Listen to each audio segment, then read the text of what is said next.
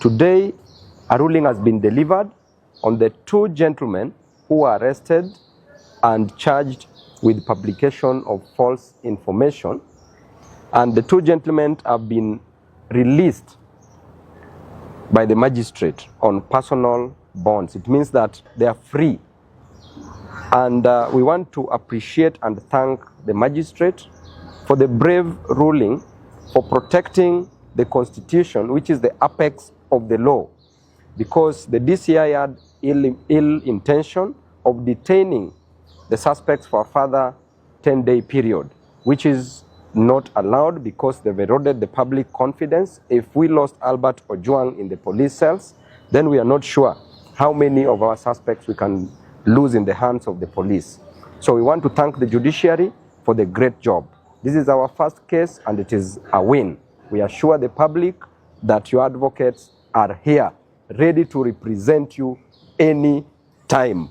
The key characteristics of PIL is public benefit focus, which are not driven by personal gain, but rather by the desire to address issues that impact the broader community. Again, it is challenging unconstitutional actions. PIL can be used to challenge government actions, policies, or decisions that are deemed unconstitutional or unlawful.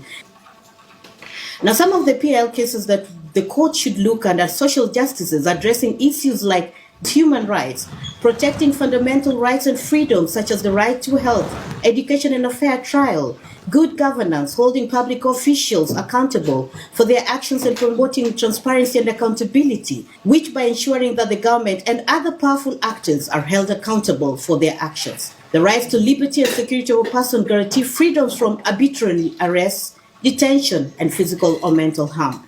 These fundamental rights ensures that individuals are not deprived of their freedom without due process and that they are protected from unlawful interference with their physical and mental integrity. Individuals have the right to be brought before court promptly and to have their case heard without unreasonable delay.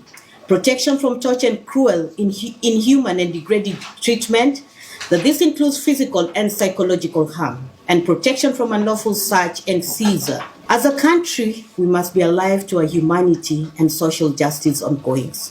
Our individuals' rights are inherent as human beings and enshrined in our Constitution. In the public interest case of the late Albert Ojwang and the ongoings with the Gen Z, the same has awoken our justice systems, which we must rethink how best to handle the same.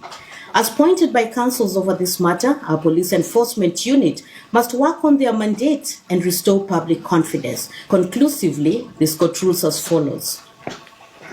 Since the phones of the respondents and their M-Pesa statements are not emanating from the respondents, this respondent's hearing has granted a personal bond of 50,000 with one surety of similar amount, but I also put herein that a cash bail could be given of 20,000 with one contact person.